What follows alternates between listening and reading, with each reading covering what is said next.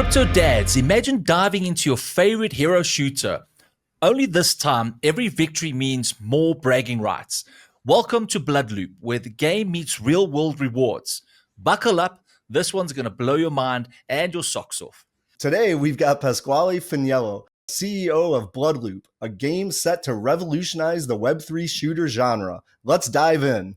Hey guys, thank you for having me here. Welcome to dadsgonecrypto. Great to have you.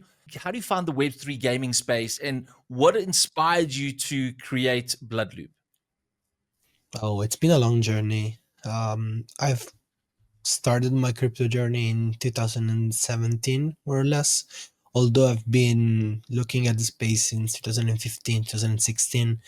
Back in 2017, when everything was going crazy and, ICOs and new token launches were everywhere and things were going parabolic, I was like, okay, I need to jump into this market. I came for the potential, the way things were going up fast, but I stayed for the technology, specifically because I kind of lost a lot of money in 2017. Since then, I've been here trying to figuring out what's the next best application of blockchain, not specifically crypto, but the blockchain technology and how crypto can also enhance that as a currency on top of that. And gaming is definitely, the best consumer crypto application that I've found throughout my journey.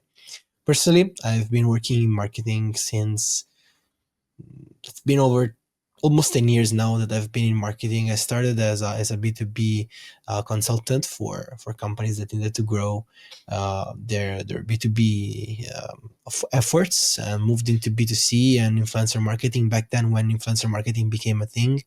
And in 2019, I realized that crypto companies were struggling with that.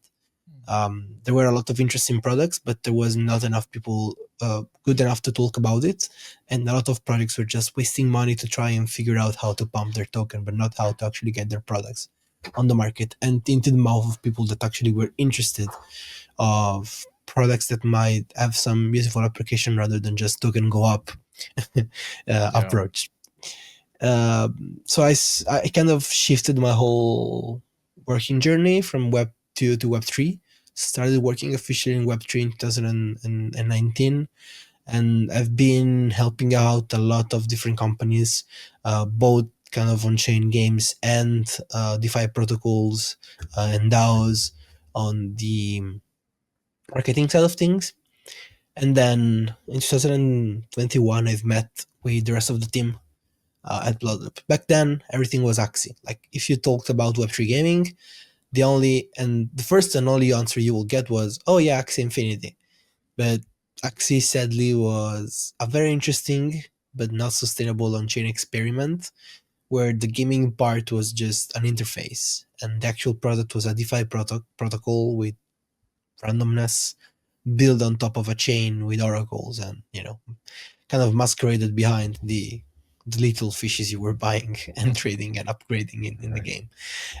Which was interesting, of course, because it made you realize how much people were excited to approach crypto in a different way. But at the same time, as a gamer and also as someone that worked into gaming as well, kind of pushed you the concept of this is not gaming, but we can do something in this market. Because when you think about it, the main issue with crypto is that everything runs on the same liquidity. Like, everything runs on the same group of users that are in space that move their liquidity from point A to point B, which means the amount of participants in the market are limited, which means at some point liquidity will dry out. And that's also why we see cycles and why things go up and then go down and then they kind of pick up again every X amount of time.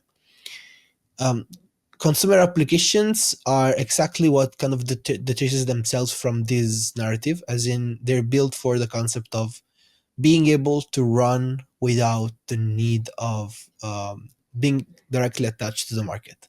So a crypto token for a game that runs on an internal economy that is actually built out as a real economy in a game where people are playing every day and putting in their work, like you will see in games like World of Warcraft or Counter-Strike or Valorant, where people have an average playing time of 5 to 8 hours daily. It's an actual currency People are playing for 5 to 8 hours, which is the very exact amount of time people would work to get money to Right. buy something in a day-to-day job.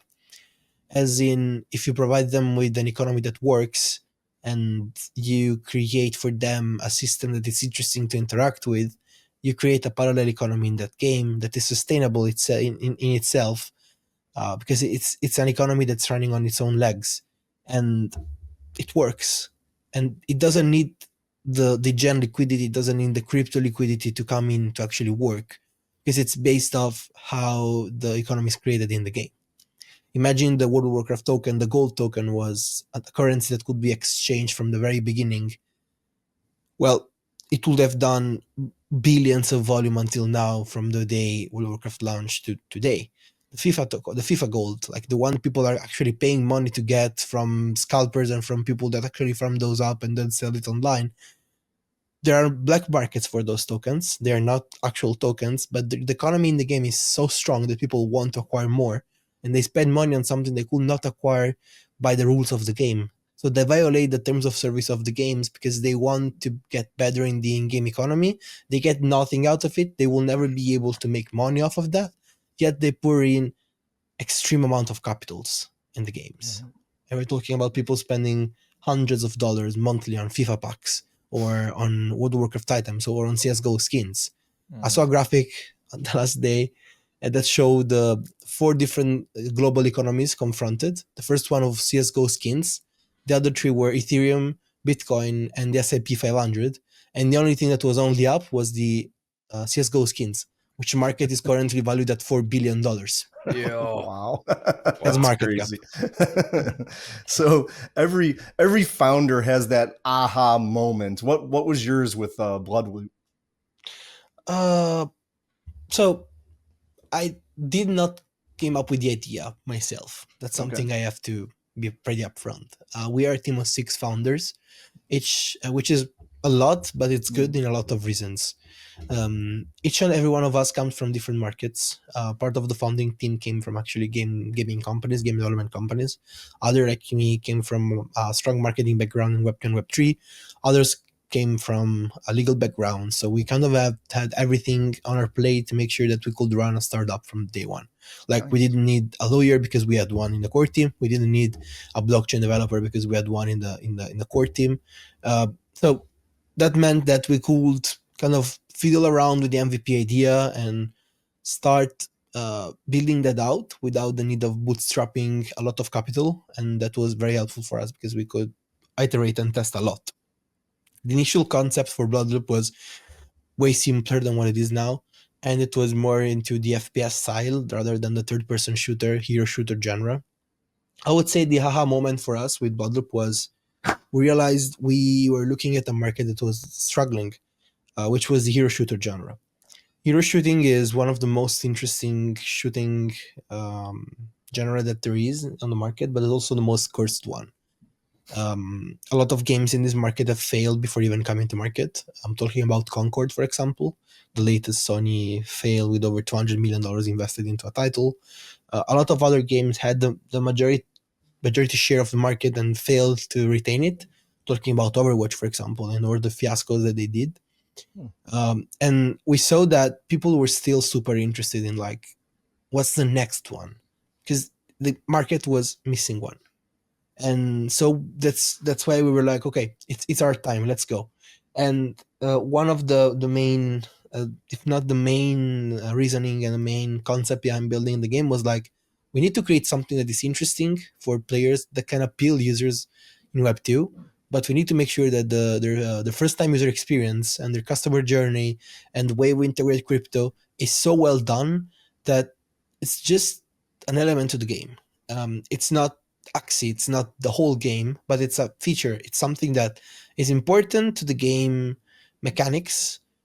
It's core to a series of elements, but at the same time, it's something that if you don't want to interact with, at least for a while, because you might be skeptical about it, and there are a lot of players that are skeptical about it, you can stay on the side. You can just play the game because the game is fun, and then whenever you want to, it's there, and you have the chances to dip your toes in and get started without spending money, because we give you all the elements and all the cards to get started. And that was kind of our, okay, that's something interesting moment, because we realized that the concept of the game we were building was interesting. The USPs that we had, so the unique selling points, unique game modes that we had, the unique style and character style, was definitely something that we never saw in a market in this genre. And at the same time, we realized that the type of technology we were planning to build was super interesting. We started in 2021 building the company and the game, so it's been almost 4 years now. It will be 4 years in about 2 months from here.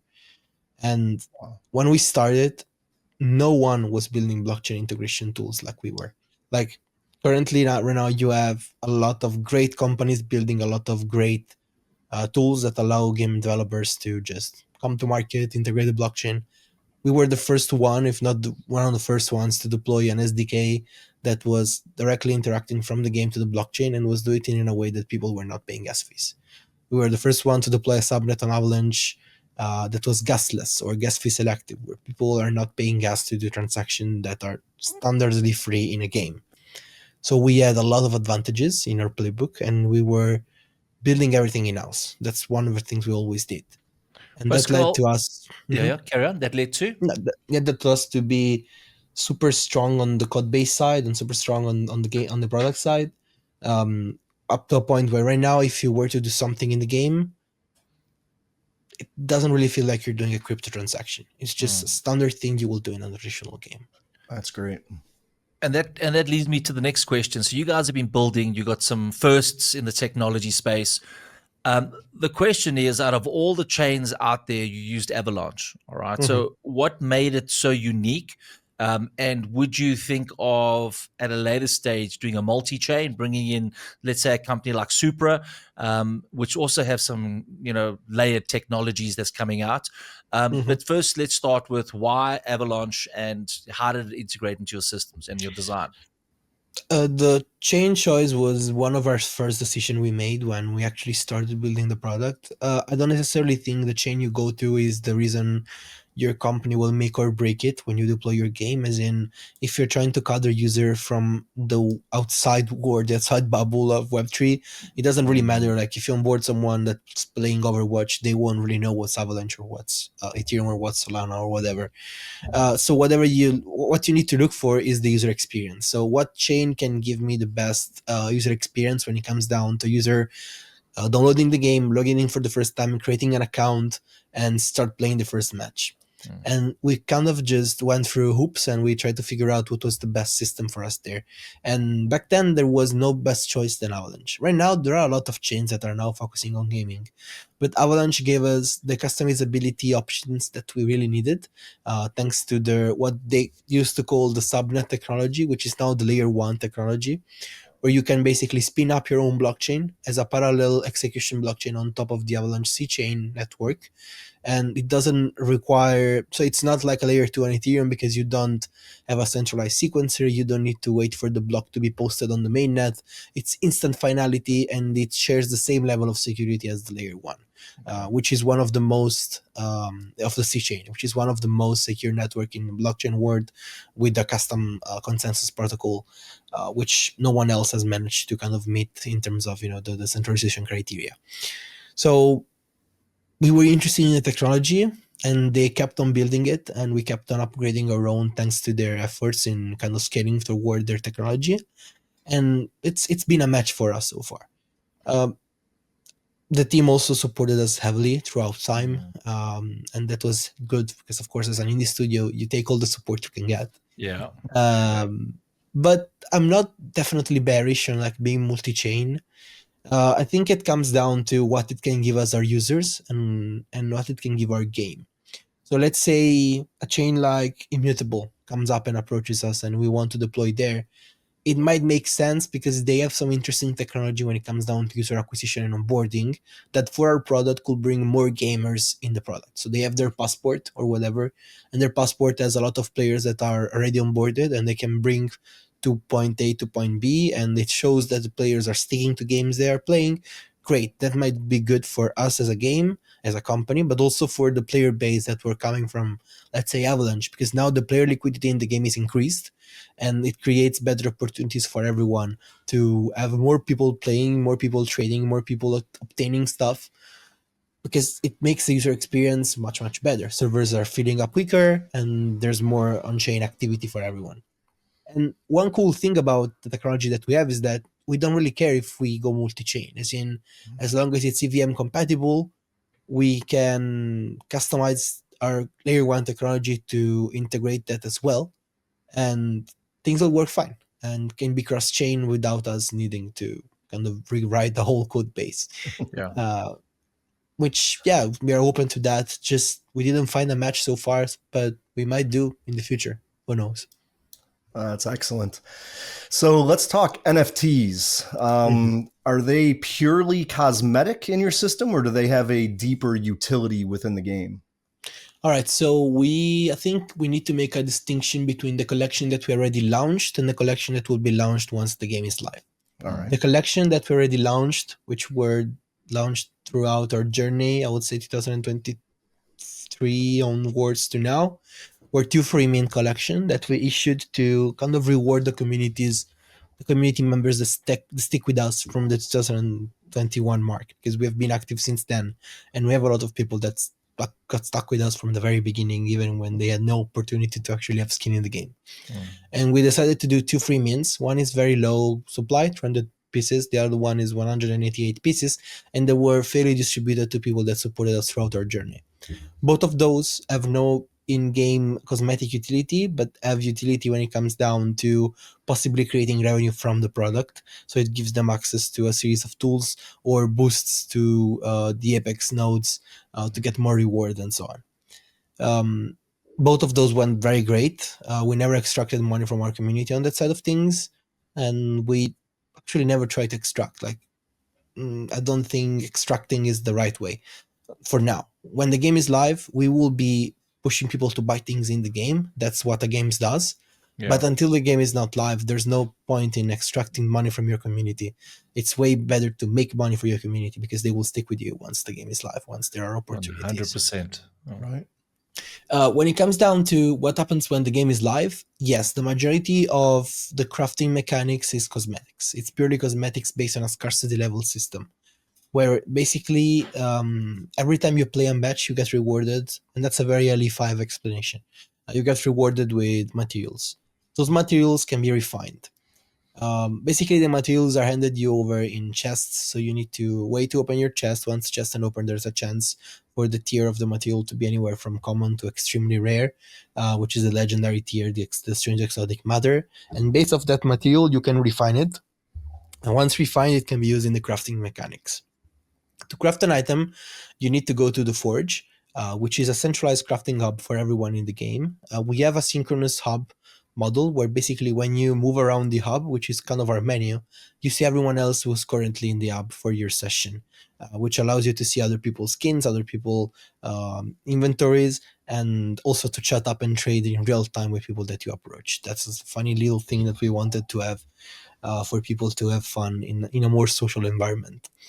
And when you go to the Forge, there are blueprints. So basically, there are recipes that you could technically craft if you have enough items that are required. The blueprints are limited in numbers, which means, let's say we release a skin into the game and that skin has 1,000 mints, so it has 1,000 uses of a blueprint. Once the uses are out, the skin becomes legacy, and no one else can create the skin anymore. It will never be sold again. It will never be available in our storefront shop again.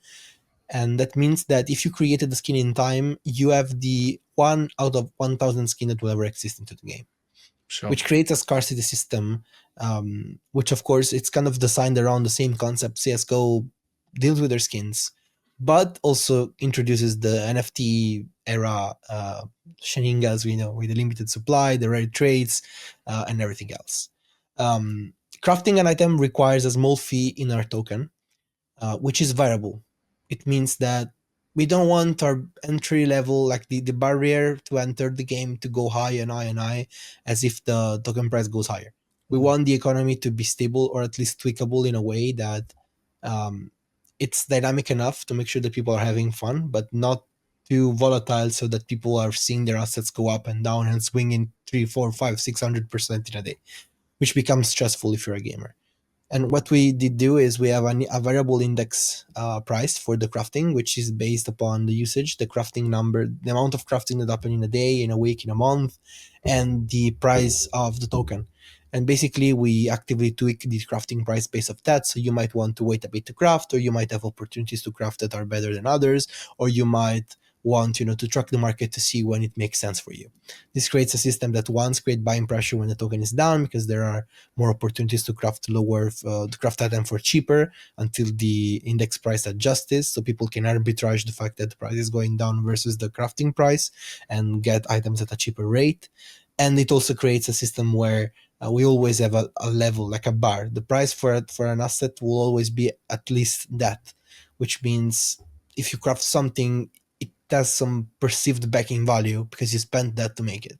So you will never have a skin that you spend $5 to make that will be worth one, because you at least spent $5 on it. Okay. And it creates a level of a baseline. It sets a bar in the ecosystem economy. And the more rare the items, the more that bar pushes up. So, which is great. And also, there's a bit of a gamification of when to buy, when to craft, and when to do things. So it gets your players thinking and chatting and builds community, which is fantastic. Correct. Pasquale, I want to find out, as a gamer, right? Now, this for us is fascinating because it's in-game tokenomics, gamification. But what makes BloodLoop more exciting than traditional games or hero shooters like Overwatch and Valorant? Oh, that's a great question, and it's always hard to give you a straight up answer. As in, we're not trying to compare with those games. We're not trying to fight off the genre with those games. We build something that is in the same genre, in the same niche, but it's different gameplay wise. So BloodLoop, if you ever played Quake Arena, it's more a mix of it's if Overwatch and Quake had a child there. It's an hero shooter, but it's in third person. It's very fast paced. The combat system is very close combat.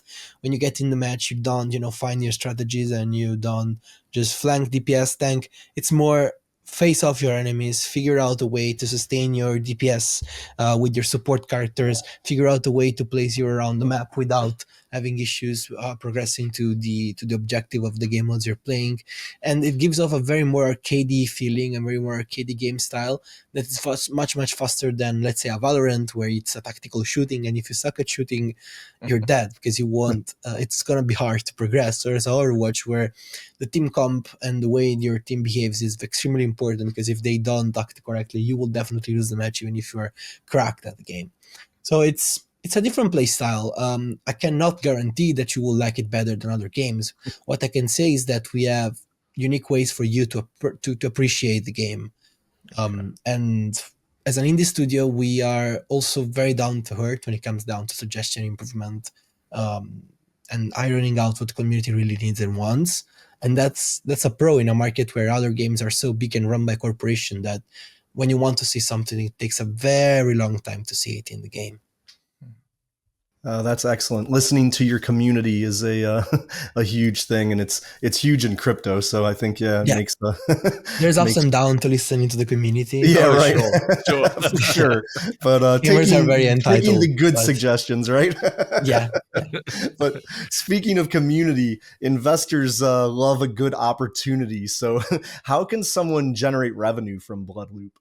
So as of now, the way we imagined and we envisioned and we actually created our economy is around the concept of knowledge. So if you're in Web3 and you know about Web3 games and you know about Web3 integrations, you currently have the opportunities to place yourself as someone that will potentially earn off the success of the game going live and acquiring Web2 users. The main reason and the main way we imagine that is through our Apex crafting Apex system. Basically, purchasing BLS tokens and then heading off to our website to the mint page of the crafting Apexes, you will be able to create your own Apexes. Apexes are the core element of our in-game economy. It's a system that basically shares you the tokens that we generate from people doing things in the game. The crafting apexes are based on the concept of a base emission. So, of course, given we are starting to sell those now when the game is not live yet, we wanted to give people purchasing them a baseline, like a standard reward that makes sense for them, which is our 30 months of emission coming up from our supply. So we are actually giving out over 18% of the supply to the node holders throughout time over 30 months in a monthly emission that is unlocked after 6 months, and then it's monthly unlocked. And on top of that, if you own a crafting apex, crafting apex, you will be getting emissions from the game.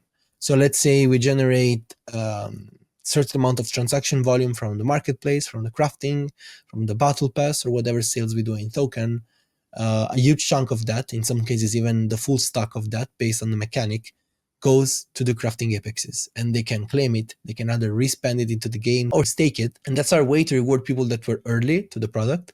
And also that's our way to create a circular economy where the people that are the most interested into the economy will be getting tokens in a way that they can actually use to reinvest or possibly stack up on certain collection items or materials, or help the market with liquidity and make sure that everything runs smoothly. Okay. So how sustainable is that economic system, for long-term players and long-term node operators? Sustainability is the key for us. The main concept around our game economy is that we don't hand out rewards. Like crypto is a great way to get people involved into a game. Gaming studios Web2 have been struggling for a while to figure out how to retain user, how to acquire user, because the only thing you can give them are skins, or you can do contests, or you can give them PS5s, you can give them PCs, you can give them things that they see as prized possessions, and that's a way to acquire users. So giving out money has been something all the gaming studios have been doing for ages now. Gleam was built exactly for that. And, I don't know if you ever saw those very big Gleam competition with like 10 million people joining. Back then it was just for gaming. Like big gaming studios would run Gleam competition and get people to download their game. And all they were doing is giving out 10 high-end spec gaming PCs. And you were super interested as a broadcast gamer, because that PC might be something you want, and you join that, and boom, the game has another player.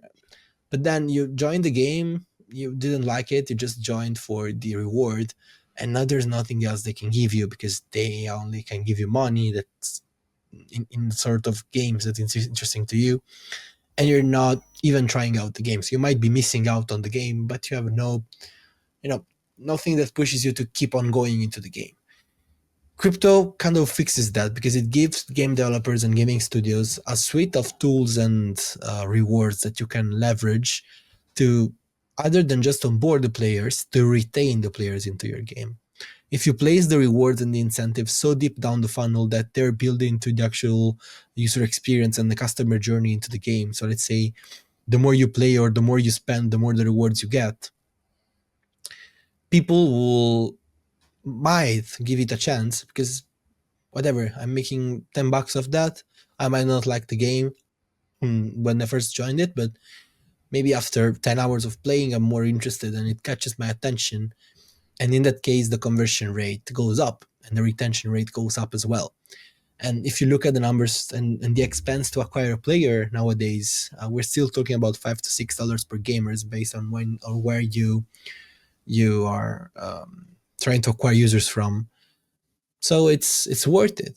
And to make that, we're not placing the incentives at the top of the funnel. So we're not just swinging money in the air and promising everyone that plays free tokens, which is something that kind of killed a lot of economies, or swinging a lot of money in the air, which is another thing that killed a lot of economies. Our in-game reward system is built around skills. It's built around improving. It's built around getting better at the product, understanding how it works, progressing to the real boards and to the rankings, and you get rewarded for that.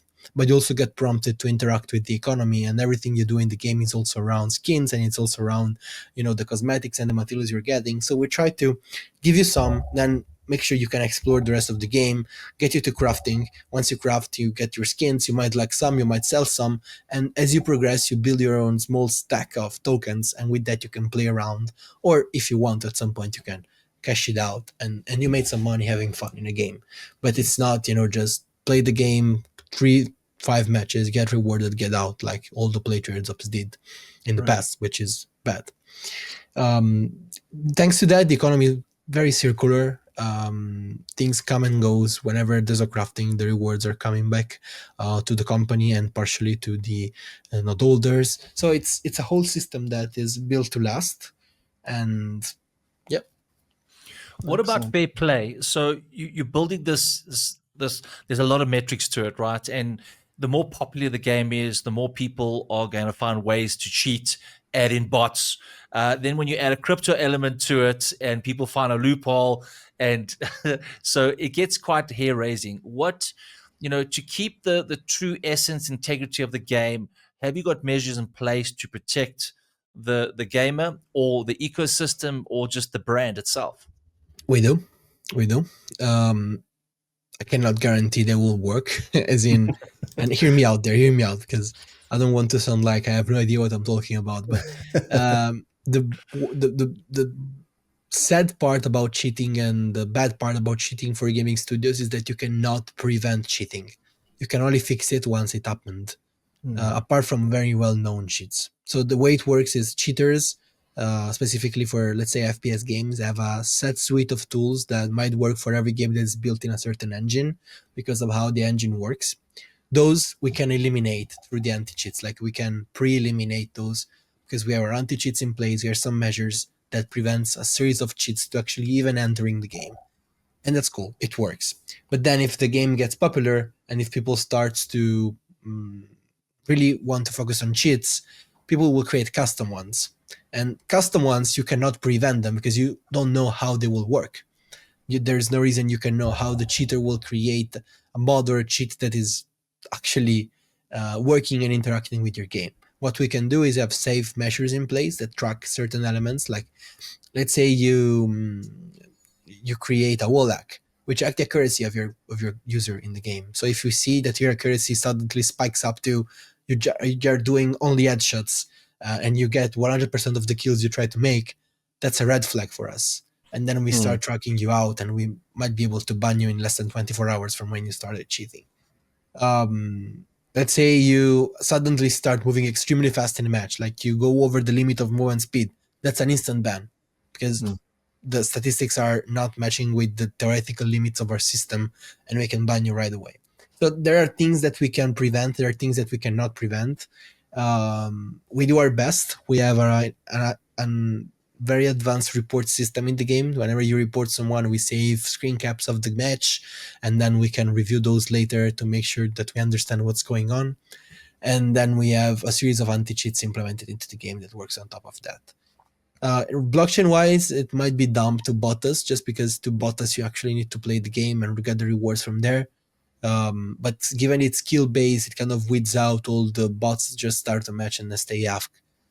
Because there's no way for you to earn a reward if you just don't play and stay AFK and don't farm it out as an actual player. So, yeah.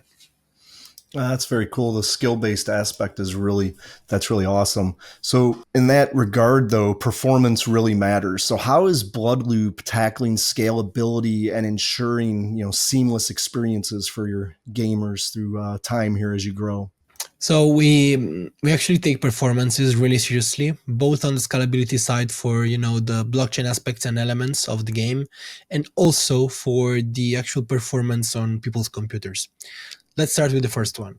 Thanks to the layer 1 that we built, we currently can, I think the last test we did, we're up to about 2000 TPS, 3000 TPS without any tweaks, which is fairly good for an economy where you don't have people crafting all the time. Like at 4000 TPS, you can easily handle without any delay on finality, I would say over 200, 300,000 people, and they wouldn't feel any bottleneck or slowdowns, because not everyone will be like, even if you have 300,000 active people in your economy, not everyone will be online at the same time, and not everyone will be crafting or doing the same exact thing at the same time. That might slow down the network. Additionally, the way the system is built is we reduce the contract calls as much as possible, but rather use a lot of view calls that allows us to just check things on chain without actually writing on chain, which really doesn't kind of had loads on top of the network. But if we were to need to scale, we can change the language of our layer 1 from Solidity based to a C based one, and we can scale 10x the number that we did. Or we can move to a movement based sub layer 1, and we can scale theoretically like 100x the number we're able to do now. So it's just a matter of, if we need to, we have the tools to. It's not worth for now because of the engineering and the tech override that it will give to our company, but we have the talent and the tools to do it. And when it comes down to computer performances instead, one thing we were super serious about is getting the game to be light enough that everyone can run it. One big trouble about the new upcoming games is that we have this big engine like Unreal 5 and Unity, the new one, and some people are using the Crytek one under license, or a lot of games are building their own custom engine based of the newest NVIDIA technologies or whatever. But they're heavy. They're super heavy. And it makes so that a lot of gamers that might not have the money to upgrade their specs with computers from, like, let's say 5, 6 generations ago, so we're talking about 7 to 8 years ago, cannot afford to purchase a new one. They can also not afford to play the game, and they get priced out of a game that they might find interesting. So the main and one of the most important elements that we really worked on heavily was performance, and was optimizing the performance elements for everyone. Right now, I can confidently say that you can run our game on a GPU that is 5-6 generation older than the current ongoing generation, because we optimize it very well. And of course, you're not going to run it on ultra, but you can easily run it on medium with 60 to 100 FPS stable, so you get no lags, and you can play with VSync, and the experience is smooth.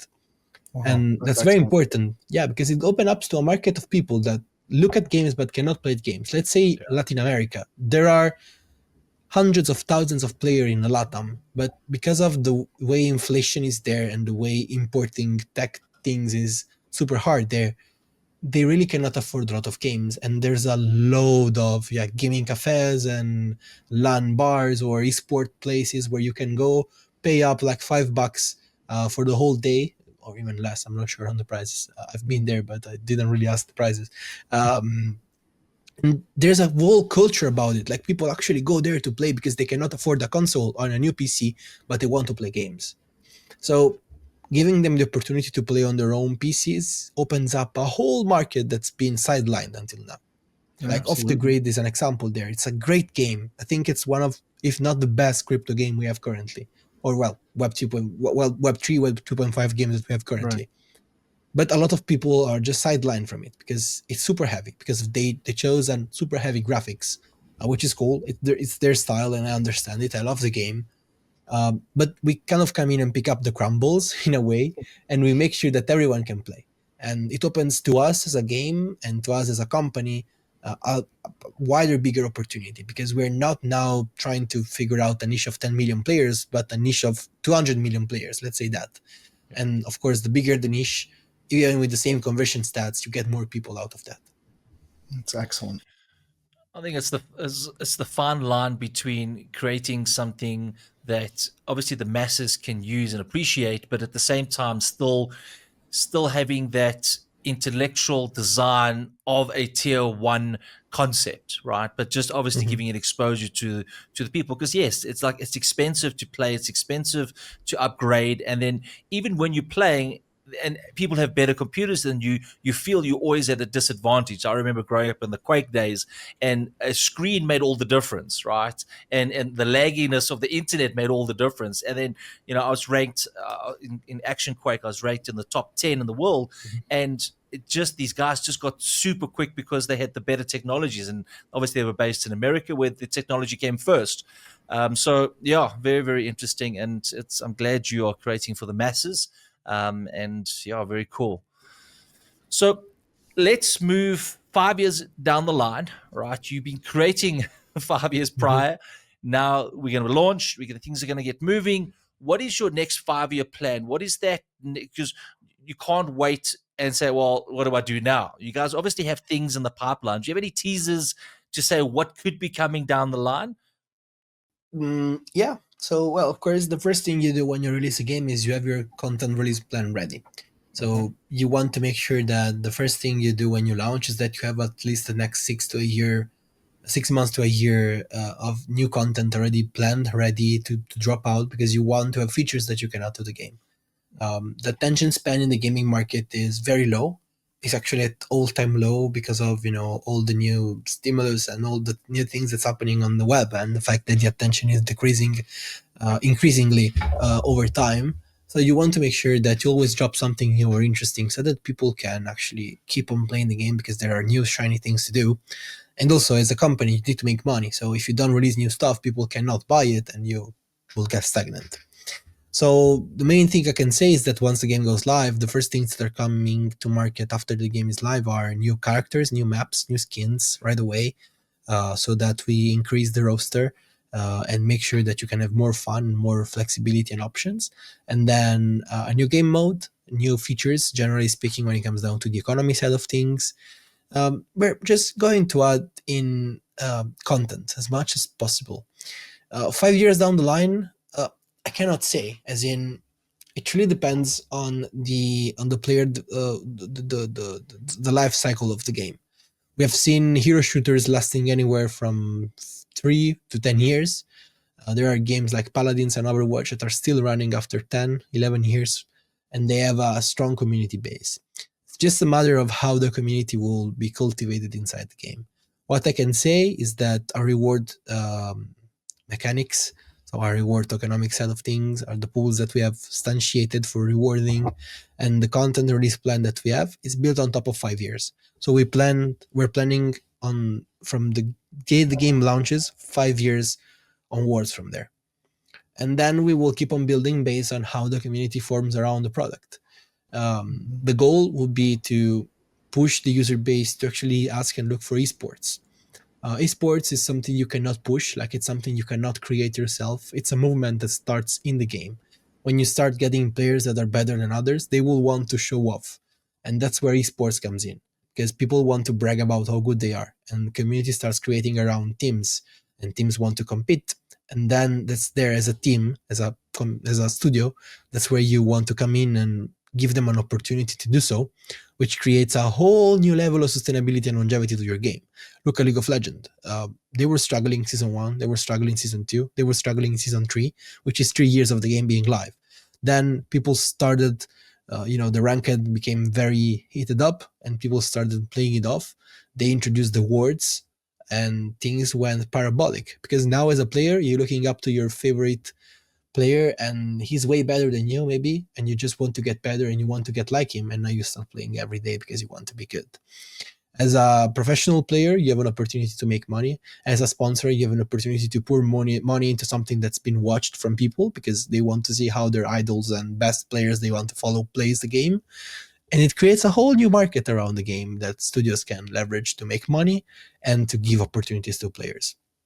So yeah, that's 5 years from now, hopefully. And that's what we plan, and we're planning ahead. We will have a community that is diehard. We will have a community that is interesting into the competitive side of things. We will offer people competitiveness. We will offer people esports. We will offer people always new content, new game modes, and we will have a game that is polished enough for people to just have fun regardless of whatever is going on.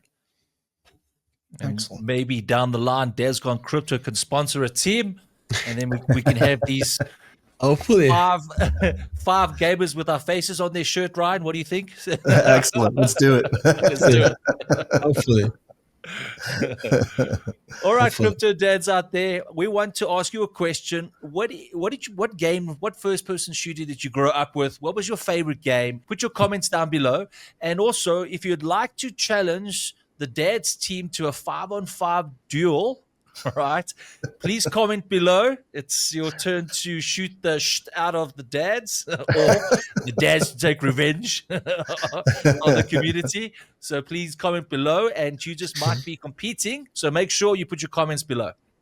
Absolutely. And don't forget to smash that subscribe button if you want to level up your crypto and gaming knowledge. Stick with us here. Yes, sir. So Pasquale, we're almost done, but this is an important question. What is one piece of advice you'd like to give someone when launching on a Web3, especially a game? It's not easy. You've been in it for a while, and I can just see the level of complexity and understanding. It wasn't just you woke up on a Tuesday and said, let's do this. It's intricate. What advice can you give our community? When it comes down to being a founder in the gaming space, you need to realize that gaming doesn't really overlap greatly with Web3 expectations. Game development takes time, which is something that people underestimate. Like, you come up to your product, you might think, oh, okay, it's going to take a year and a half, we will have a game. And then you're 5 years in and you're still not done, and you need money, and things are going great, but you need to wait because, of course, one good analogy one of my producers gave me is you cannot get 9 pregnant women, put them in a room, and make a kid in a month. It doesn't work like that. Everything takes time in game development, and you can pour a shitload of money into your game. You can get the best talents, 200, 300, 500 people teams. It's going to take the same amount of time, if not more, because everything is a dependency of another thing, and you need to wait for things to come up to fruition for the game to be working. So my one piece of advice I always give founders and people launching ventures in gaming is don't build in public. Like, one thing that used to be big back in the days was be public, be loud about what you're doing, let people see.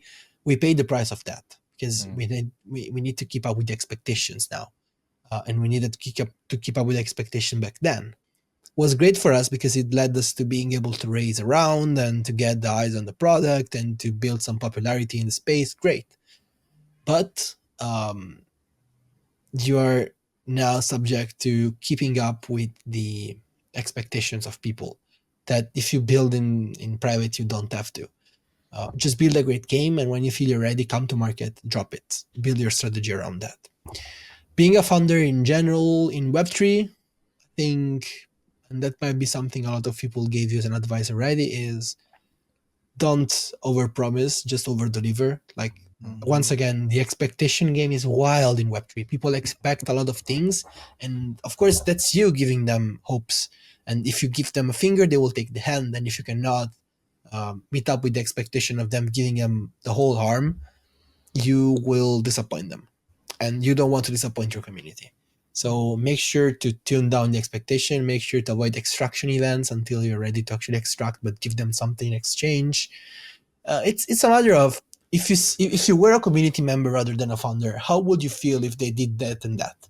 How would you feel it as a gamer if the game you're trying to play, it's not meeting what they promised you 2 years ago and you've been waiting for the game to launch and then it sucks because it doesn't have all the features they promised?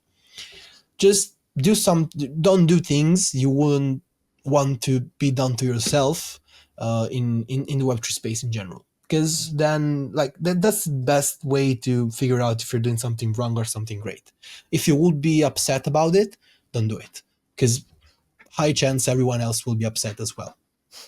Yeah. Absolutely. Excellent advice.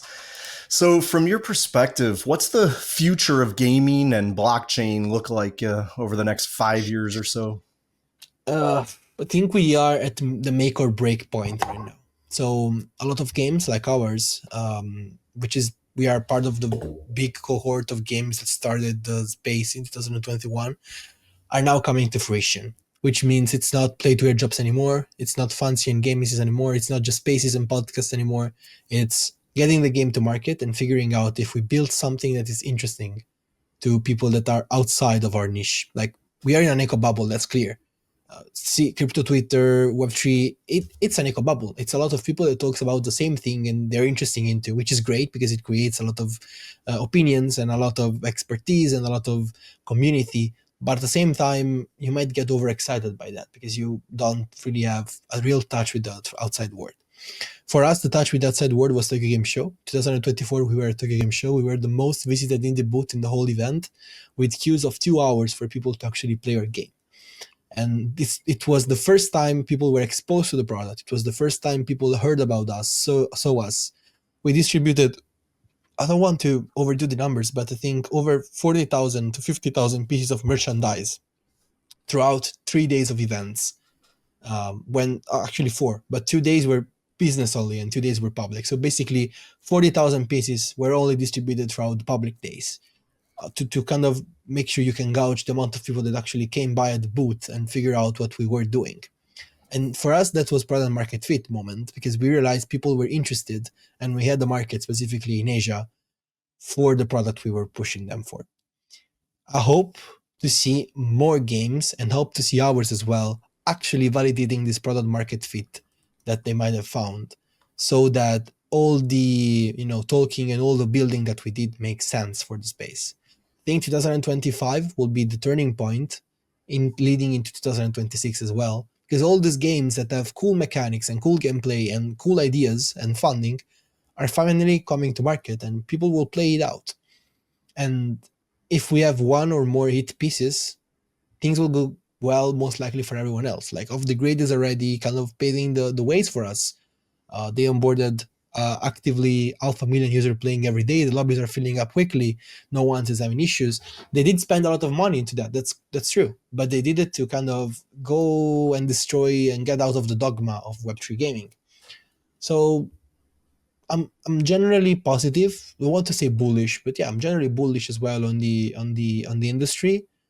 I don't think everything will survive. Like I don't think everyone just goes ahead and makes it out live. It's a matter of how well you execute. But I think there are a lot of products that will actually hit escape velocity.